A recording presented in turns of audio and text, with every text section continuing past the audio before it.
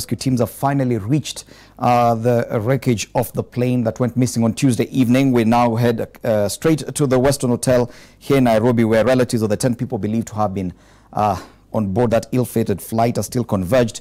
A very good afternoon to you, Jackie. Now, this news we are finally receiving now that the search teams have reached the crash site must elicit some kind of emotion there from the relatives. What is the mood at the Western Hotel? Good afternoon. I would like now to introduce to you our chairman of SACS, Mr. Charles Wako, to give you the latest report he has from the site. Yes, good morning. Oh, sorry. Good afternoon, all of you. It is with a heavy heart that I wish to inform you that we have received information that there are no survivors in the recent incident that we had. We have grieving families and relatives, and we plead for your understanding and sensitivity during this mourning period. Thank you.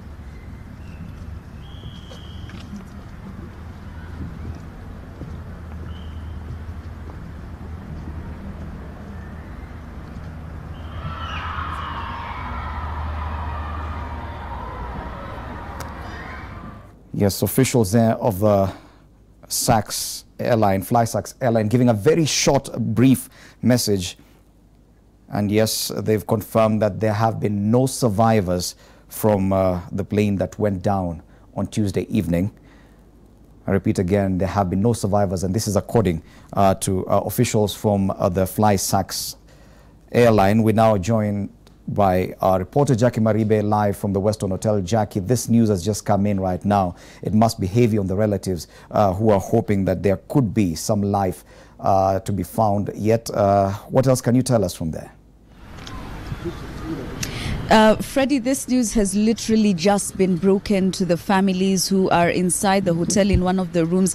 It's happened a few minutes ago, and we could quite literally hear the wailing from some of the members of these families, some who had held on to some form of hope that they would get at least news that there were survivors on that aircraft. But now they have been told that there were no survivors. This after the wreckage was spotted at 6:45 this morning, as announced by Transport PS Paul Maringa. So as at now, we have been asked to respect the privacy of these families as they take in the news, but later on we'll see whether or not we'll be able to get a comment from either of them or even from officials of SAC. So we will be giving you updates as we get them, Freddie. Well, thank you, Jackie, because yes, have you been able to talk to any of the relatives yet after they've received that kind of information? Because yes, we do understand some of those relatives have also made their way to probably try and get access to the crash site. Freddie, unlike yesterday, the members of these families of the 10 people who are on board were kept in a room, one of the boardrooms here at the Western Hotel. We're not allowed access to them. We're not allowed to speak to them for the better part of the morning. And members of the Fourth Estate were kept in a separate room at that time. And Freddie, we can see some of those families. If Chirchir could just show you some of those shots as they are trying to leave. But since, Freddie, like I mentioned, it has literally happened a few minutes ago when the news has been broken to them that there were no survivors. All we could hear or see were those members of the family's initial reactions, the wailing, as you can imagine, after an agonizing wait. And they have been moved from the boardroom that they were in, taken to private rooms as they, just basically process the news that they have been given.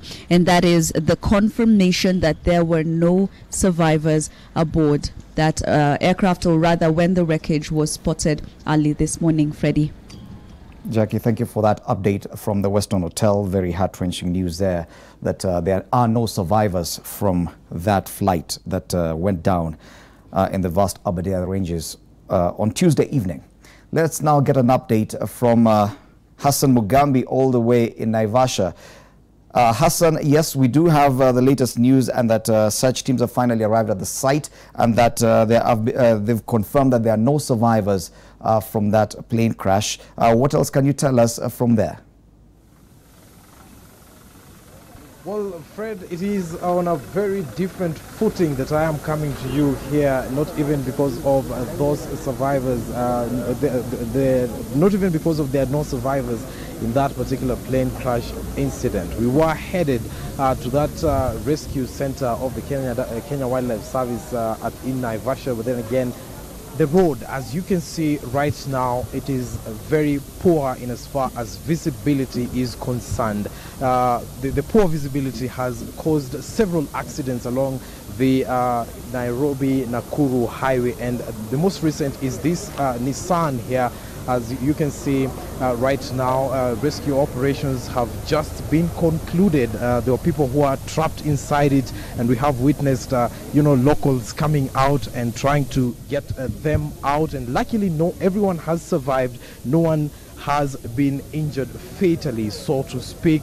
This was hit by another vehicle that was there, and we're seeing one of the survivors here who was trapped inside that vehicle for close to 1 hour. And the locals, together with the police, together with the Matatu crew, managed to help him out. And I'll be speaking to him, he looks quite disturbed, but I'll try and speak to him to see what exactly went down. Hujambo? Salama kabisa. Mimi naitwa Mugambi kutoka Citizen TV. Na mimi naitwa Njamni Kimbaka kutoka kule Chuka Meru. Chuka. Na umeona kwamba wewe umeshuhudia ajali hii, ulikuwa umeketi mbele, ilikuwaje? Mimi nilipoona kama hiyo mbaji, tukifika mbaji ikienda, yani hii tukienda mbaji kidatika hii itagonga hii. Pole sana. Well, there you have it, Freddy. One of the persons who got injured in that particular accident. I don't want to engage him too much inside there, because right now you can see his status quite shaken there, and that is how the road is. Ujambo? Sijambo. Sisi tumestukia, mimi nafanya kazi hapa ndani kwa Curio Shop hapa karibu na Pisa Inn Hotel. Tumestukia mlipuko. Tumekuta ni basi moja imegongana na Nissan. Inaonekana Nissan ilikuwa na overspeed. Sasa ikakuta basi accidentally. There was no way hiyo accident ikapatikana, lakini we have tried our best kuokoa huyu mzee ako hapa nyuma. Tumetumia mashoka mpaka tumemtoa ndani. That's how it was. Yeah. Okay, asante sana. And maybe my cameraman Steve Shitera, now we can head towards the road, so that just to explain the status of the road. And earlier on, I was on phone with one of my bosses here at Royal Media, and an accident just happened right in front of me. A vehicle hit the other, from behind. And if you can just zoom, there's yet another one that has quite some extensive damage there.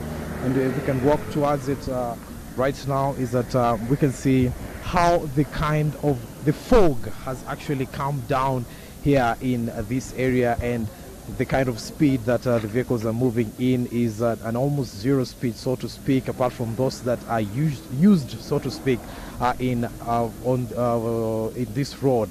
They're used to this particular road, and they are moving in quite some speed. But then again, all other vehicles are moving in quite a very, very slow pace. This is how the situation is, Freddy, here along the Nakuru-Nairobi highway. Thank you, Hassan, for that story from the main highway from Naivasha, which is telling from what we can see on screen, near zero visibility there. And that's the same situation also with the search teams on the Aberdares. We do understand, because Hassan is just one of the two reporters in that area following up on the crash site, and Enoch Sekoli is at the crash site, part of the team that made its way to the crash site. We're still not able to get him on phone or on camera, and so we will have to postpone that to a later moment.